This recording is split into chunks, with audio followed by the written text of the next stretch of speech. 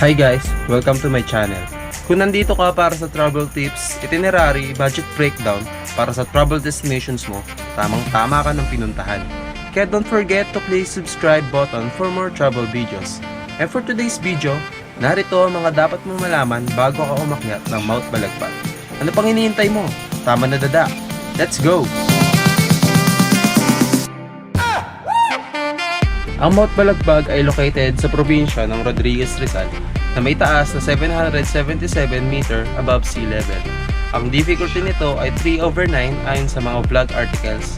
Basic akit nito compare sa ibang kalapit ng bundok kaya recommended ito sa mga beginner. Dahil ang mga daanan dito ay parang kalsada lang na pataas kaya along the way may mga kasabing kang 4x4 ng mga sasakyan at mga nagbabike.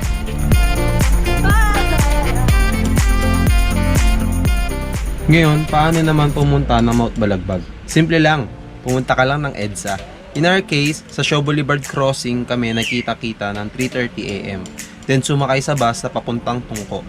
Sabihin nyo lang sa konduktor na ibaba kayo sa Tungko o sa SM San Jose del Monte. Ang bus fare is 65 pesos. Travel time is 1.5 hour.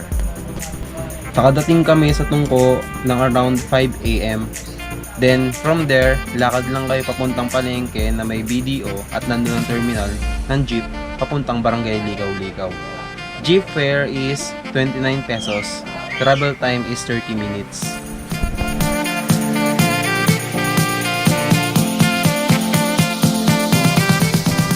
Before 5:30 AM, nakadating kami sa jump off.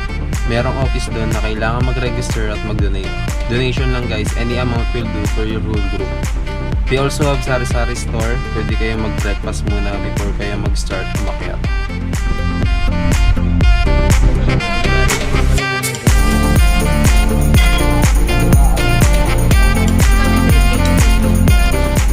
At exact 6 AM, nag-pray muna kami before mag-start. Importante yun, huwag nyo kakalimutan humingi ng guidance kay Lord before kayo gumawa ng any activities. Then we started trekking papuntang Barangay Hall. You can ride a tricycle for 100 pesos per person, but this is an optional. If first timer kayo lahat, better to ride a tricycle.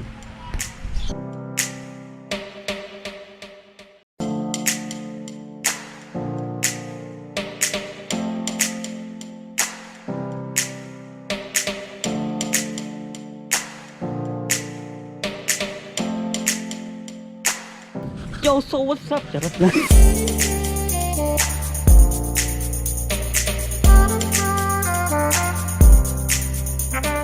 Pagdating sa Barangay Hall, you have to register and pay 10 pesos per person.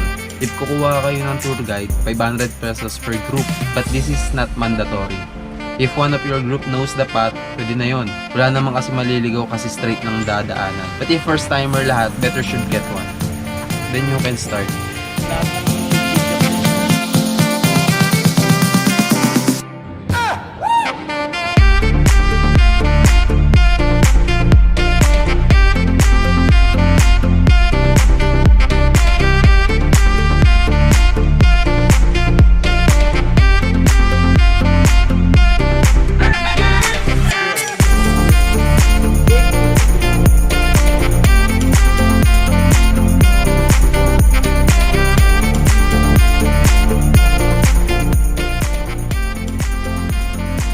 Pagdating sa unang peak, may naghihintay ulit na registration na kailangang bayaran. 50 per head pag weekends, 30 naman pag weekdays. Tamang pahinga lang at picture-picture tapos rekta na kami sa summit. Mag-jump set ako ha? Oh, okay, one.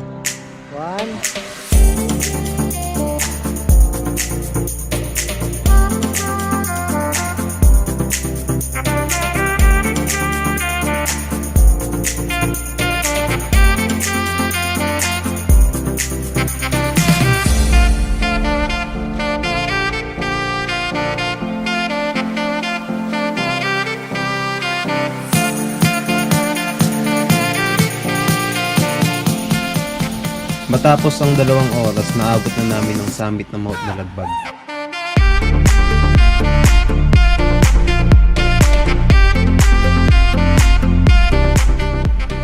Nag-photo ops, snack, at rest ng kami ng 1 oras, then nag-decide na kaming bumaba. Sa jump off kami, nag-wash off at nagpahinga. 20 pesos ang ligo.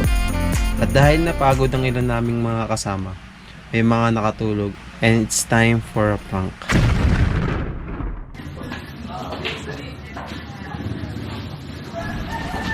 Pagkukunwarihan kaming lahat na nakaalis na habang natutulog siya at kinuntsaba namin si ating may-ari ng paliguan para gisingin siya.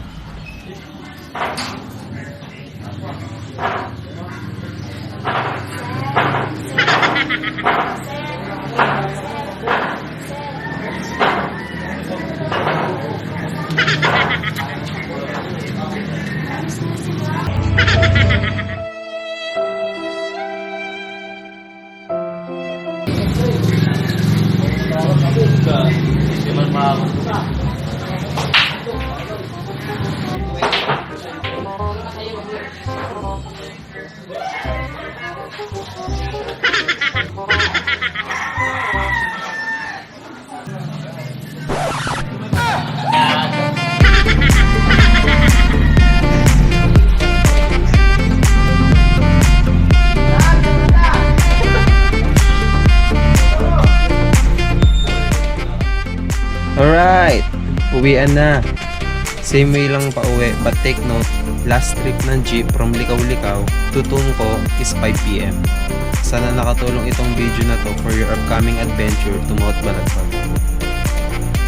Check the description box for my itinerary and budget breakdown. If you have any questions, just comment down below and don't forget to like and subscribe. Thank you for watching.